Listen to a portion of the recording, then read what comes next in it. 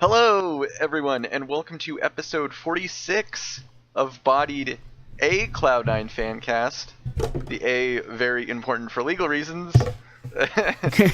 Tonight we'll be discussing Ally's DreamHack Atlanta performance and Call of Duty CWL results, as well as some exciting news for Dota 2 and stuff, as well as the League of Legends team's Week 7 NA LCS results.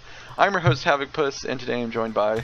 the one and only Dr.Manhettan joining Havokpus for the Bodied fancast.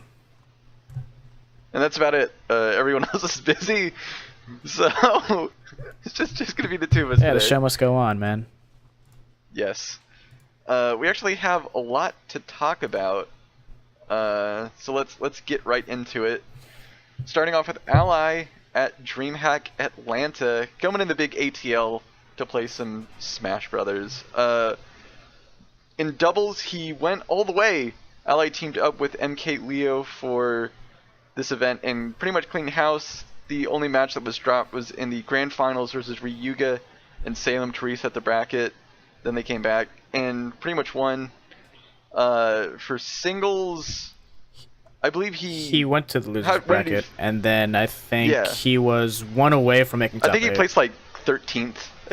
I think he was like one or two sets away in that losers bracket from making top 8. Was a really crazy one in terms of like the amount of people who like topped, because a good amount of like these top PGR smashers like Zero and Ally and Zach again didn't really make it. The only one to my knowledge that made it was like Buzz and like a bunch of other guys, but compared to Evo, it's definitely a step in the right direction. Yeah, it definitely is a good step forward. It's kind of weird that Ally like really does well in the doubles tournament, but doesn't do as hot in singles. I think he's actually a really great doubles player, because seeing some of the stuff that he does, he's able to really play off whatever his partner is doing, and can just completely crush anyone he's playing against. I think he has a harder time in singles because maybe there isn't as much safety involved since he doesn't have a partner. But at least he finished much higher than when he did at Evo. Yeah, so and I'm excited to see him going forward. And I mean, he does get, like, even in the singles, considering that like he's the fact that he's the infamous Mario main. He does give us some exciting matchups, especially watching him versus Zero with like the Diddy. Like that's always a classic matchup. But yeah, in doubles, he and MK Leo work like really well together. They've done doubles a few other times previously. Are they like exclusive partners, or does he sometimes? I think sometimes he will others? do with MK Leo. I'm not exactly sure on all the details on that one.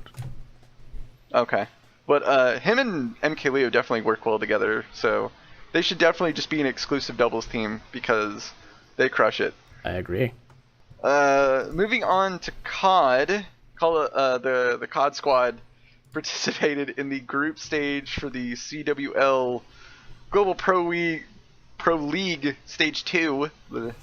They faced Epsilon, Optic, and Envy in their group. Sadly, they got completely destroyed, only going 2-6 in the group stage and not being able to advance in the bracket stage. I actually watched a few of their matches as this was happening, and they looked pretty solid. I don't know much about the professional side of Call of Duty, but it looked like they were playing really well. It was just that they couldn't close out, rounds. They would get like really close, maybe have like a really close uplink stage, maybe a close like capture the point kind of stage, but they just couldn't like get over that hump and actually like close out. So it was kind of unfortunate. I think Optic and Envy also have like really good Call of Duty teams, so it was also kind of unfortunate we got put in a really hard group. Yeah, I would try to comment, but I haven't really kept up too much with the COD leagues. Understandable. That's why sometimes other esports is cut significantly short. Just pausing to see if you had any comments. None at all, really. Okay. Well, Vainglory also did some things. They participated in the Halcyon Elite Invitational Tournament, and they cleaned house. They went up against A few people, they went up against Hammers. They went up against, I can't remember who else they fought against, but it doesn't matter. They beat everybody to go to the grand finals to face against their old rivals, TSM, and then they lost 0-2. But they did the Cloud9 special, which is coming in second place in a tournament. To TSM of all teams. I mean, that's just Cloud9 tradition at this point. That's what we're best at. We're best at second best, and don't you forget it. At least there's that. Yes, definitely yes. But I mean, I think it's a pretty good thing to see that if you're looking at Western teams, you pretty much have TSM, Cloud9, and then just everyone else. It seems like Vainglory is sort of competitive. I'm not sure how much the scene is growing, but in terms of looking at the competition, at least in like North America and maybe Europe, Cloud9 and TSM are definitely probably the top dogs to beat, and it looks like they're not going to step away from that position anytime soon. So hopefully Cloud9 can continue to try to work and overtake TSM in that number 1 spot. But I'm certainly fine with silver. I know some people aren't, but hey, second place is great. Yeah, no question. So onto some exciting news. I'm not sure how much you expected this, Dr. Manhattan, but Cloud9 has once again signed a Dota 2 team. Third time is indeed the charm. Yeah, I mean, I've tried to keep up with my best. Like, usually, like, I keep up with Dota as one of my buddies, and he just says, like, the amount of restructuring and, like, just how many times if you have, like, not given up, but, like, just completely, like, released, like, their Dota team. I think, didn't they make, like, TI3, if I recall correctly? I remember them were qualifying for a TI, and then after that, I never heard from them. And then a couple of, like, it wasn't even a year ago where they signed the last Dota team. Yeah. So the history, which I'm somewhat spotty on, they had a Dota 2 team for a little while, but then it kind of disbanded. And then a few months ago, they signed on a Dota 2 team. It was this European team called the Danish Bears, I believe. And they were, playing sort of in the European Dota scene, and they were really struggling to just like qualify for tournaments and to just like get wins, and they were just really struggling and not really performing very well.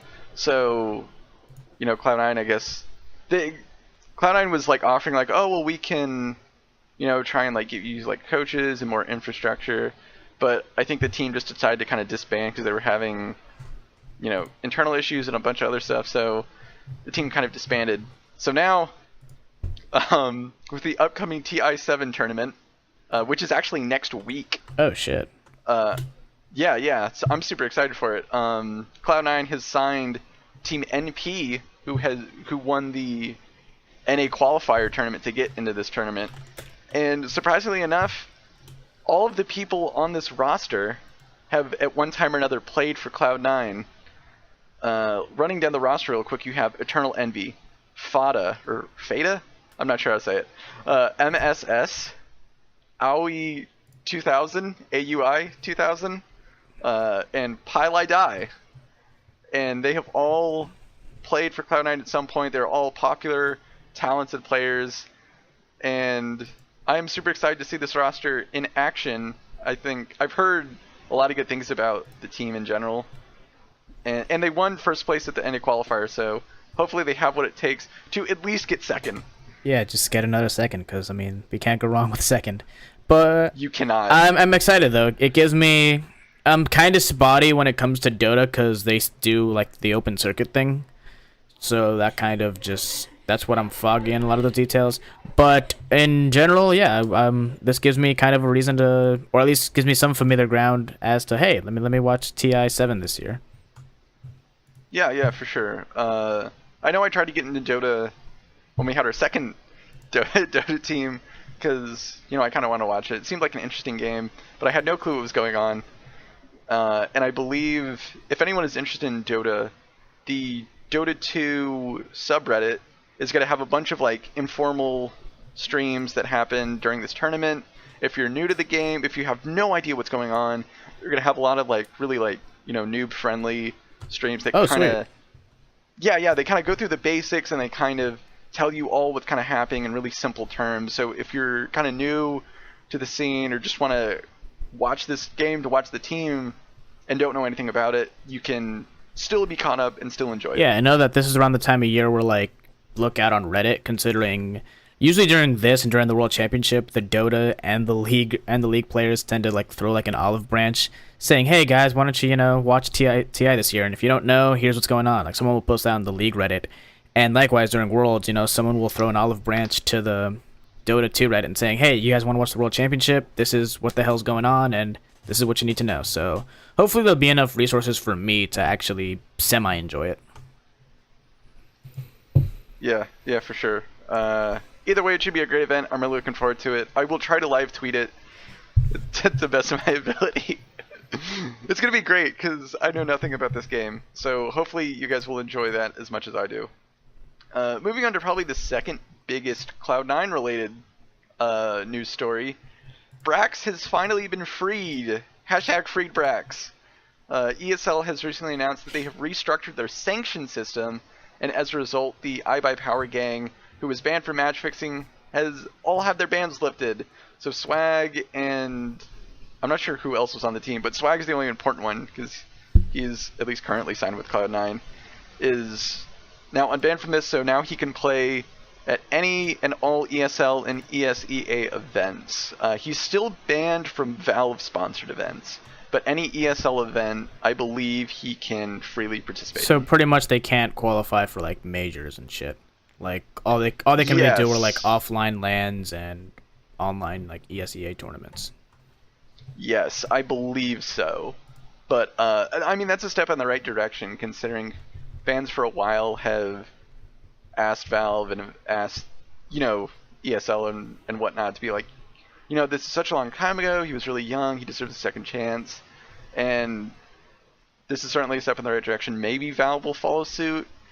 We're not sure, but hopefully, this is good news for him, and he can try to reopen his career after kind of being stuck to streaming. Yeah, I mean that's the kind of thing I think I was reading about. Like a lot of the guys who were part of the iBuyPower scandal was the fact that like it just completely messed over any sort of potential they had in terms of trying to make a career in CSGO. So it didn't just limit to them as players, it limited them as like analysts and coach. So pretty much the only way they could make money or a living off of CSGO is pretty much streaming. But if anything that Cloud9's known for, as we saw with our godlike mid laner, is the fact that everyone deserves a second chance, and some people actually step up to that plate.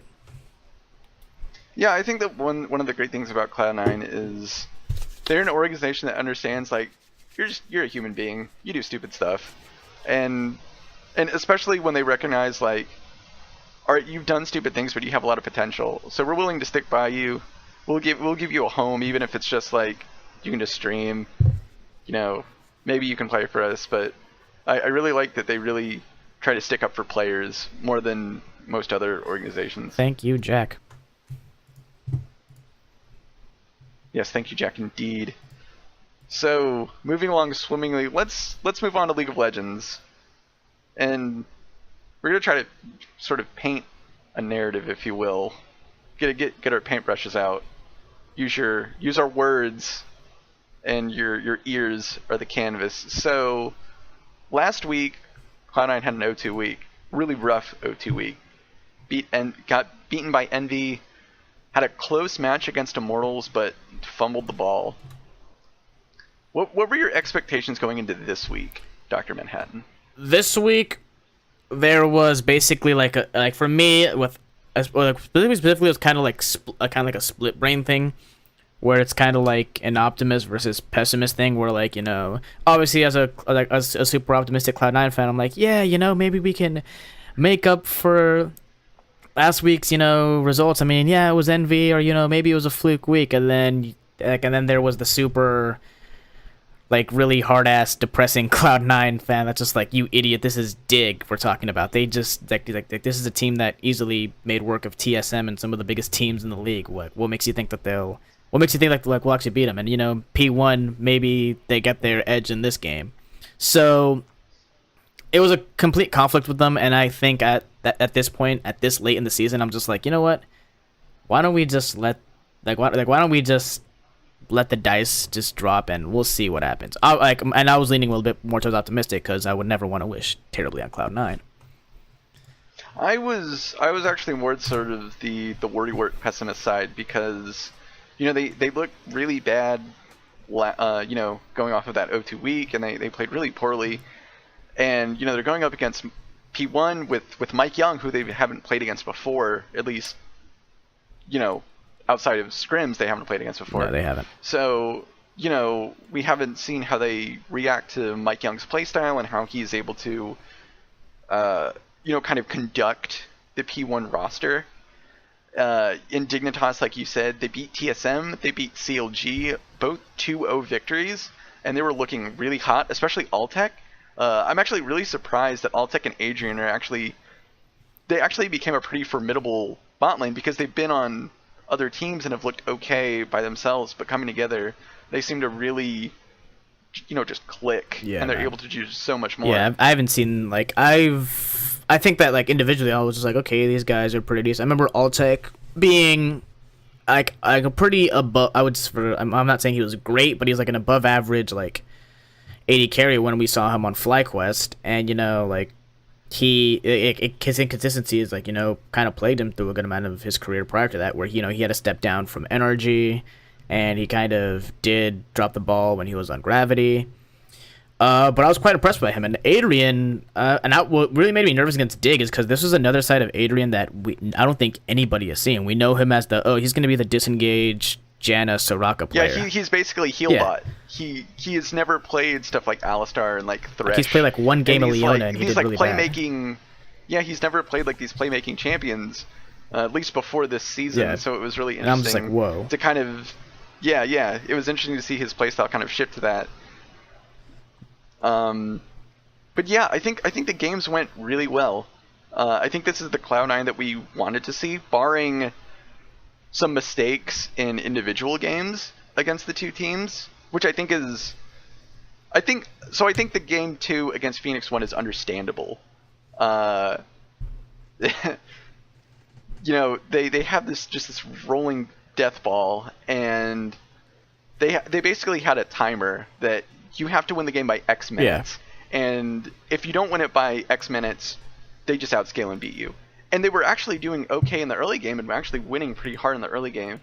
But, the game just kind of stalled out and they couldn't get objectives as quickly as they wanted to. And then Phoenix 1 was able to scale. Yeah, I think that was the ultimate weakness. I mean, the best analogy I have in terms of something that I just relate to in my life, it's like when you have this shiny new a super hyped card, I'm a huge Yu-Gi-Oh player, but it's you have this super rare card, and it's it's great now and it's super expensive and it's worth a lot of money, but 2 months reprints come out and it's get it out of the way now, because if not, it's not going to be worth anything in about a month from now. So that's it. Really just came down to scaling. So it just came down to kill them now or lose. Yeah, but I was actually really surprised at how much we actually took advantage of Phoenix 1's surprisingly poor macro play. I was actually a bit stunned that their macro decision making was actually that, bad. Especially in game 3, where by 16 minutes they've lost all tier 1 and tier 2 turrets. To lose 6 turrets in that amount of time is kind of crazy, and it shouldn't happen. But we were just kind of making moves around them in games 1 and games 3. Yeah, absolutely. And actually, when game 1, what everyone saw, and actually highlighted at this right now, Contracts debuted the Kayn in North America right now, and it just seems like a complete, for him, it just seems like a complete, and I think this is what Kayn was intended to be, at least in Darken form, just complete feast or famine. He either goes off completely and goes in this famine form, or he just goes to try to farm in the jungle to try to gain resources, but inherently by trying to gain those resources, you basically prevent your ganks, and it comes to the point where you're kind of just hurting yourself by staying in the jungle and by farming. So it's a nice pocket pick for Contract, and it's nice to see that he's comfortable making crazy moves like that. Yeah, and we did see both sides of that coin. In the Phoenix 1 game, he looked extremely good. I believe Zyrene said that Contracts was probably the best Kayn jungle he's seen, And I have to agree, Contracts looked extremely comfortable on that pick, especially since Kayn came out like a week ago or whatever, so he only had like 6 days to practice this pick, and to be able to do so well on it was really good. Of course, in the Dignitas game 1 of that series, he didn't do as well, but I think that's mostly because we let through like Maokai and Nunu and Jace, and I think we just weren't really prepared for the amount of snowball that team kind of that composition kind of brought. Yeah, I agree. I mean, and there was times where like I think like there was like a really early like 6-minute play where they try to collapse on a Nunu, which I mean even trying to counter jungle a Nunu is already a really nearly Herculean task as it is, considering like Nunu is the counter jungler. So that's kind of what hindered them, and not to mention like even falling slightly behind on Kayn, at least because it's so new and it's so dedicated to being snowbally, like you're just hurting yourself if you even get remotely behind. I mean, it's just like it's so like night and day when it comes to Kayn. So that's kind of where they abused it. And again, the Maokai was incredible to the point where even Dig banned it, I think, game 2. Yeah, I think that I will say that this weekend showed C9's adaptability, because after having a game loss in a series, we immediately picked up on, okay, what picks are strong, what picks are bannable, how do we orchestrate the draft? And I think especially in Game 3 of the Dignitas series, we really saw, both teams trying to play really careful and not trying to show their hand, and having like sort of like a mental chess match of, who picks what and who bans what. But I think our adaptability definitely, and I think just in general, again, this is the C9 that fans have wanted to see, especially after a rough couple of weeks. Yeah, no question. I do think our weakness kind of right now is sometimes just drafting ourselves into a corner. And what do you think that we can do better to kind of avoid this? Is it just an experience thing where we just need to play more games and this patch to kind of recognize what is bannable or not? Or I mean, I think that's probably the case where it's like, yeah, you need to really put yourself into playing a lot more of these games, because I mean, there were so many teams like not respecting the Maokai throughout the entire NA LCS, and the only game to my knowledge that Maokai lost was, I think, Moon played him in the jungle versus, like, I forget what that last game was. I think it was Envious, and yeah, that was the only game I think I saw Maokai lose this weekend. I could be wrong on that one, but I think it was just people weren't expecting Maokai to be... They were expecting him to be pretty decent, but this dominant.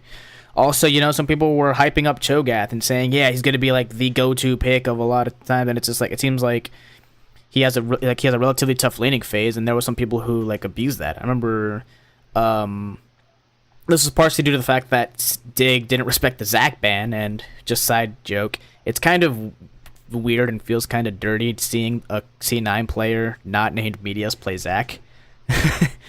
But I mean, they just weren't respecting like the amount of pressure that Zac could put in.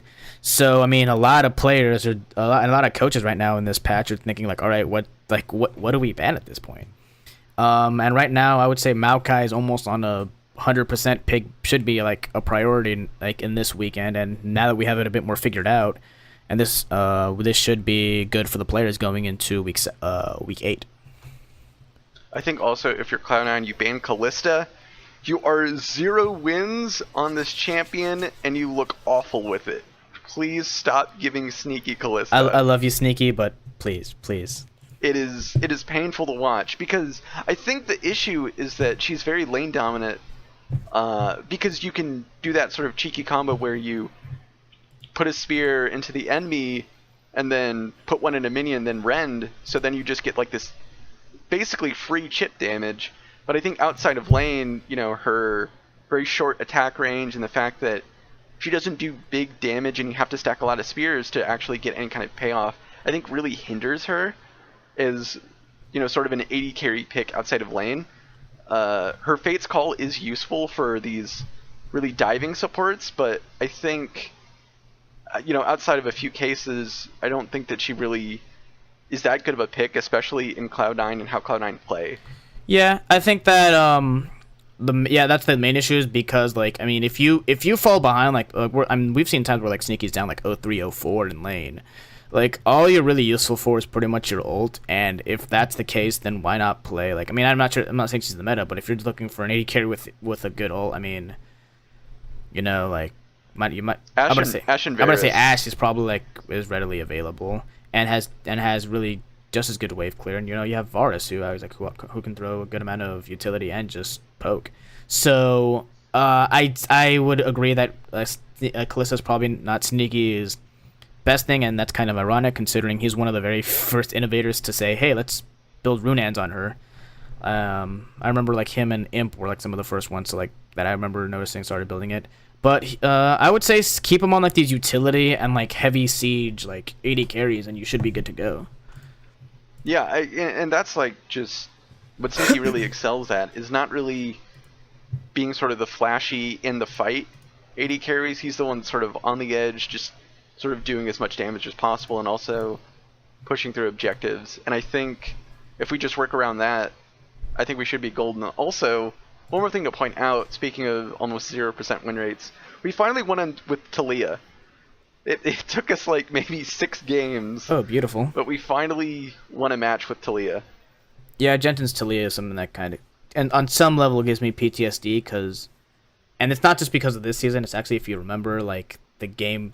I'm not going to say like he lost the game completely, but if you remember that team fight in Game 4 of TSM versus C9 last summer, where like he went in for like a really like cocky like play and ended up getting us completely aced instead of maybe stalling out the game, which is eventually what led TSM to winning the entire series. I've had not the greatest experiences with Jensen on Taliyah, but he did get a few of his comfort picks. I mean, he got his he got his Orianna in, which I think people should start respecting now, and the fact that he's willing to play 4 out of 6 Taliyah games just shows you that he is not giving up on himself, which I absolutely admire from Jensen at this point, because I mean the only other 2 games he played was when somebody left Orianna up, which I'm saying, why the hell are you doing that?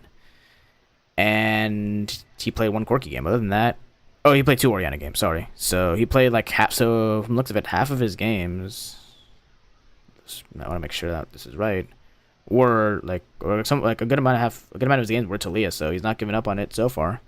So that's pretty much the moral of the story. Yeah, and I think in the final Dignitas game, I think that was finally when it just seemed like it clicked with Jensen, and he's like, oh, so this is how you play Taliyah. Because he was playing it with the right amount of aggression. His walls were placed really well. It wasn't like these really weird walls that he does where it kind of screws over the team sometimes.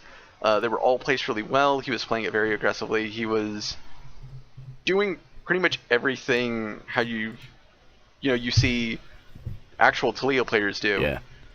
So I think it was really great to see that kind of improvement, and maybe we can work with this pick now. I'm kind of holding my breath because I don't want it to just be a fluke, but definitely good to see it going in the right direction. Absolutely. All right, so let's move on to match previews. So the first match for this weekend is Cloud9 versus Team Liquid, which is Saturday, July 29th at 6 p.m. Eastern. And this should be an interesting one. So Team Liquid is tied for 7th with Echo Fox and FlyQuest with a 4-10 record. You might be saying, oh, well, it's time for Vault Boy. Vault Boy's time to shine. Too bad Vault Boy got benched because Team Liquid recently signed former Rox Tigers and a Freak of Freaks mid laner Mickey. He has not competed since June when he left Rox, but from what I have been described, Mickey is a mid laner with very high highs and very low lows. And also because of this import rule, because Piglet also takes up an import slot, and Nori and everyone's favorite player to hate, Dardoch, that's right, Dardoch is back to Team Liquid because CLG didn't want him, will be jungling if Mickey starts over Golden Glue. So I gotta ask Doc, what can we expect from this insane roster? I don't even know anymore. Well, for one, it's pretty much Hail Mary time right now. They're going they're basically just saying we just want to see what can work, and as much as it can feel like Team Liquid's moving backward by going to familiar ground with Dardoch, I mean, would you? I mean, it comes down like I think the real reason why they did get Dardoch was pretty much like who do you value of these three players right now? Mickey, who pretty much almost anything is an improvement over the Vault Boy. Most people would agree with that. It's pretty much like Mickey, Rainover, and Piglet pick two, and then it's like, all right, now what do we do with the third one? And I'm curious why they didn't go with Inori. Maybe it's like a link thing where like scrims just aren't working out, or maybe his attitude, or it could be a million things. But I mean, why not go with familiar ground? I mean, Dardoch's already familiar with three out of four of those players, so maybe we can expect a complete an unfamiliar not FlyQuest, Team Liquid. But I still think because of how disastrous it is right now, I still think C9 should have the edge on this one. Yeah, I think part of the reason why they're choosing Dardoch over Inori is also Inori just isn't that good of a jungler. If you've looked at how he's played with Phoenix One in Team Liquid, he just doesn't really do that much. I don't think he just really stands out. He just seems kind of average. With Dardoch, Dardoch is also kind of a player that has very high highs, and when he's playing great and confidently, he can do a lot, and he's a pretty good tactician when it comes to jungle routes and early level ganking. But when he is tilted and he is frustrated, he cannot play. And he causes internal issues. He got kicked from CLG, and this is the third team that has kicked him for being a jerk.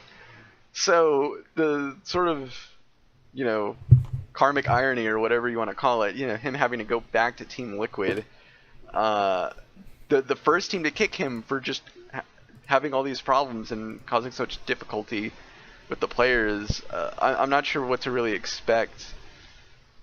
Maybe they'll go through a honeymoon phase where everything is fine. I'm not sure if Mickey is starting this weekend or not. I think from the article that first announced his signing, I think he was in the process of getting a visa, so he may not play this weekend. I'm not sure, but if he is, that just feels kind of weird since he has almost no practice time with the team. He doesn't speak English, so you'd have to do a thing where Piglet translates for him, and that seems really messy. Absolutely, it seems messy. So yeah, I think FlyQuest is really just like, all right, we'll get some practice time in with our our new signees, and we'll just wait for franchising, because all the money that they're getting in from all of these really big investors, Riot can't pass up. So even if they get relegated, it doesn't matter. They're still going to get a franchise spot.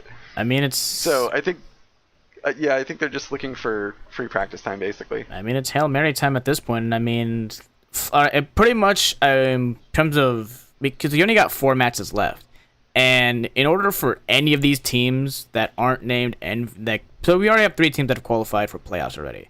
We have Team Solo Mid, Immortals, and CLG. They're guaranteed playoff spots. And only one team, I think that I did the math, is eliminated from playoffs, mathematically speaking, and that's Phoenix One. So you have 3 potential playoff spots left, and the three teams that are tied have a 4-10 record. Meanwhile, the rest of them have 8-6 records, which means you have to win out and hope that maybe one of the guys you're contending with doesn't kind of just goes like an 0-2 week. So at this point, most of these guys are just trying to save either their face, their org, or in the case of FlyQuest and Phoenix One, their points.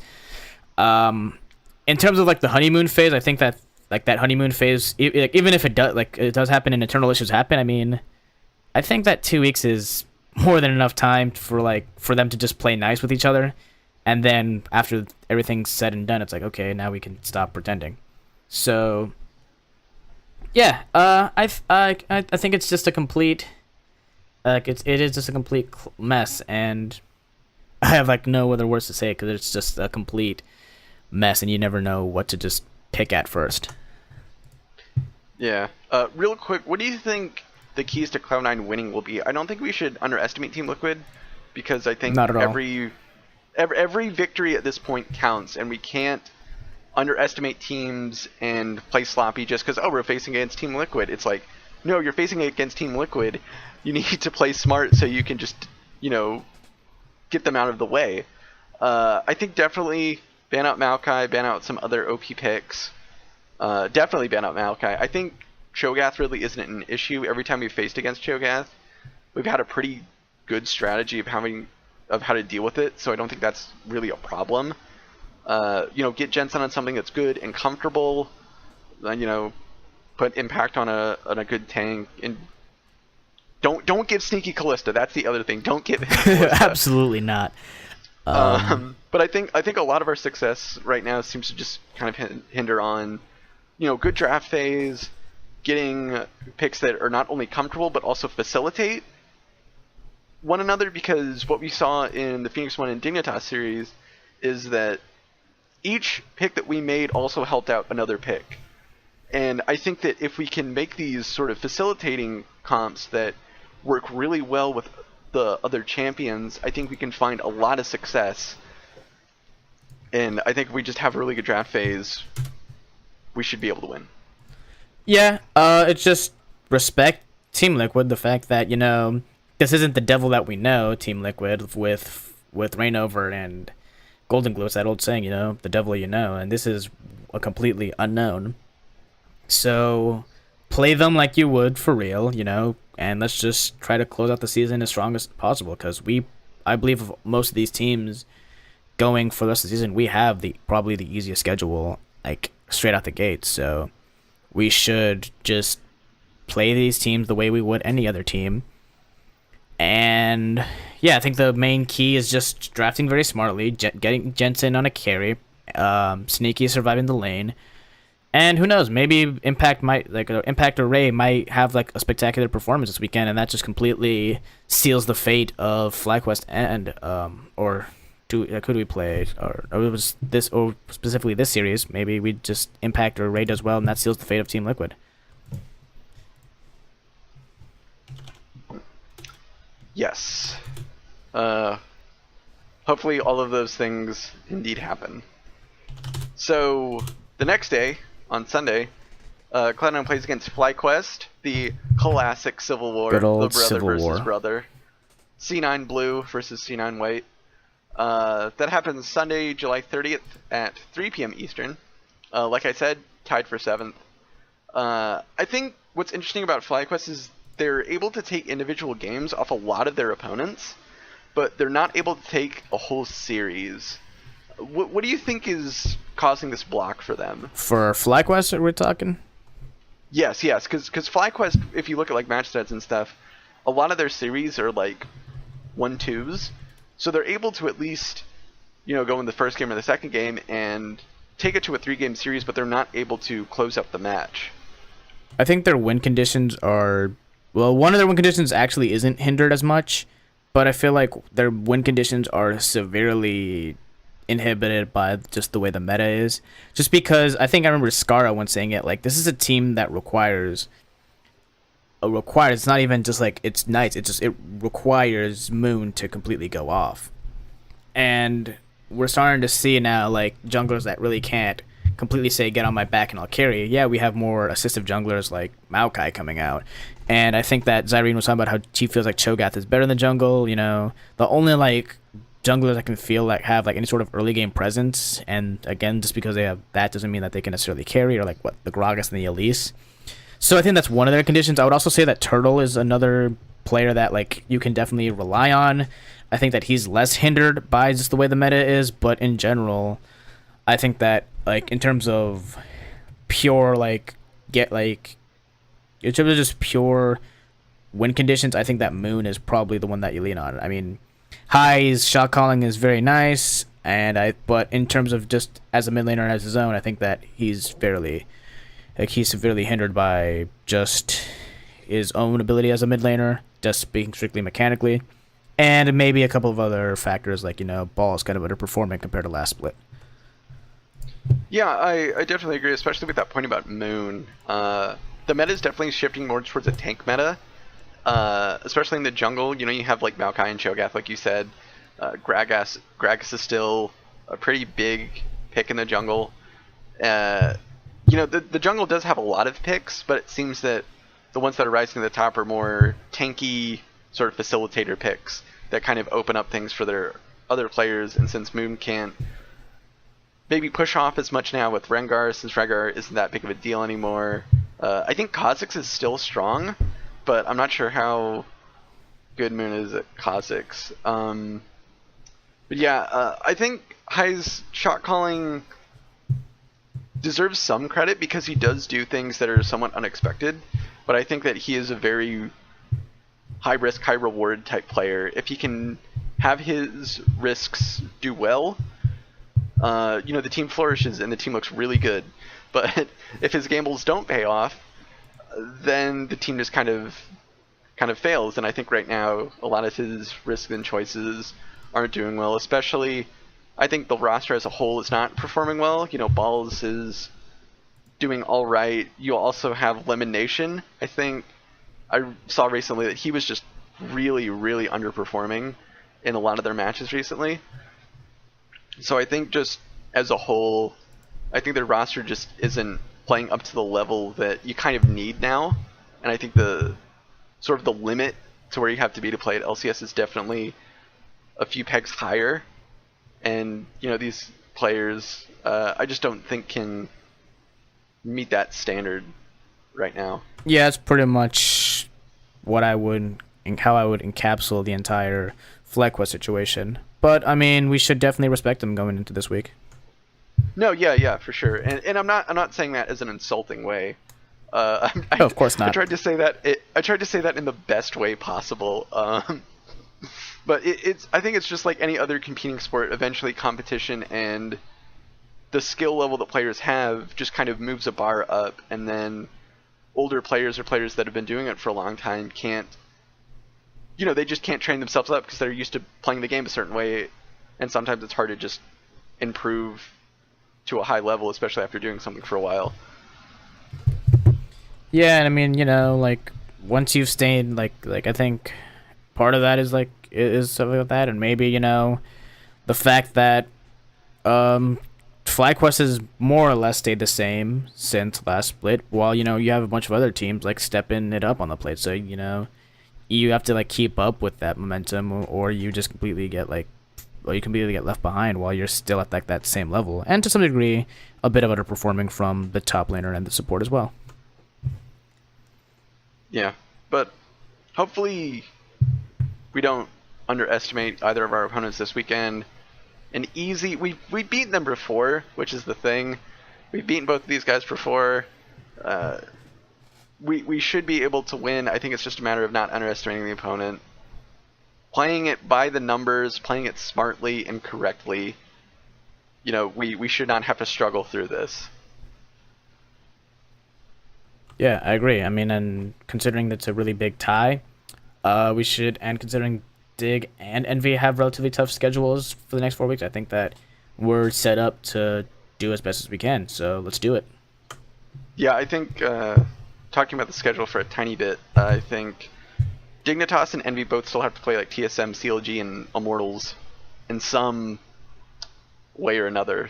So I think they'll definitely lose out on more games, and if we continue to win out in these next few weeks while they lose out, we will definitely have a much better playoff standing, which is what we want. We want to avoid as many high-ranking teams as possible.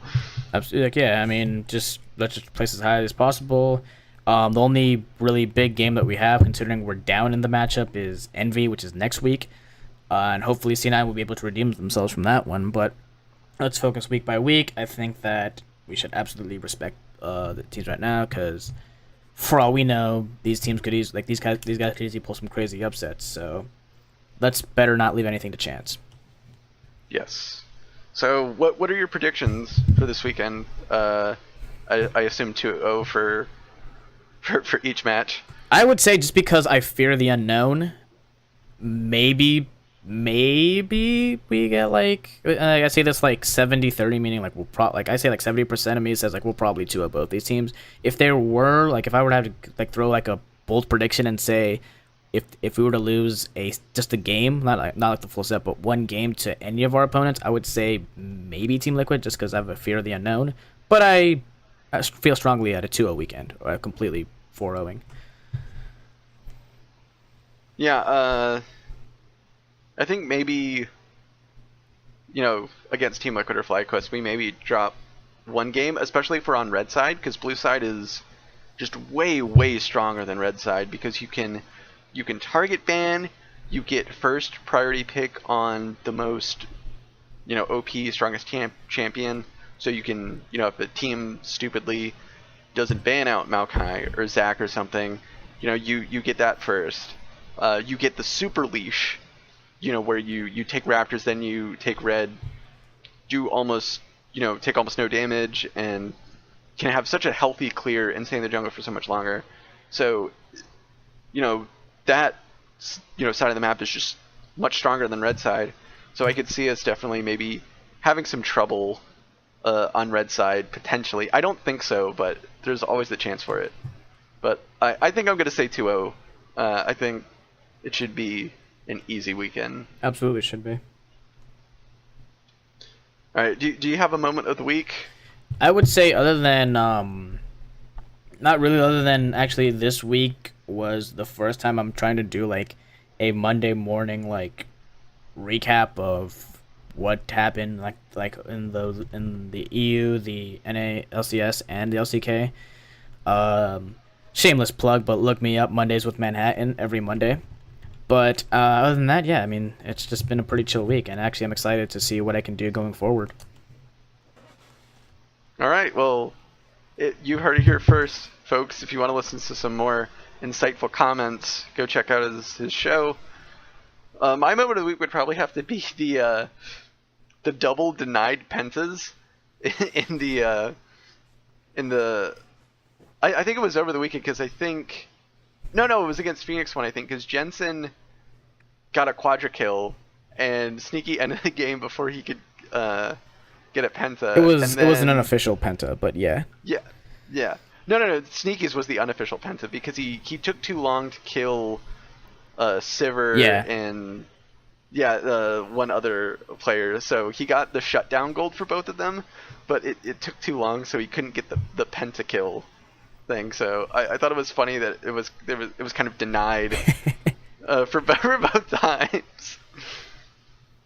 But that's my moment of the week. All right, cool. All right, well, thanks for listening with this skeleton crew. Thank you for listening to the 46th episode of Bodied, the Cloud9, a Cloud9 Fancast. We are a Fancast. We do not have any associations with the Cloud9 organization. Feel free to tweet questions and feedback to @C9Bodied or email us at bodiedfancast@gmail.com. Questions might be answered on the next podcast, so get them in.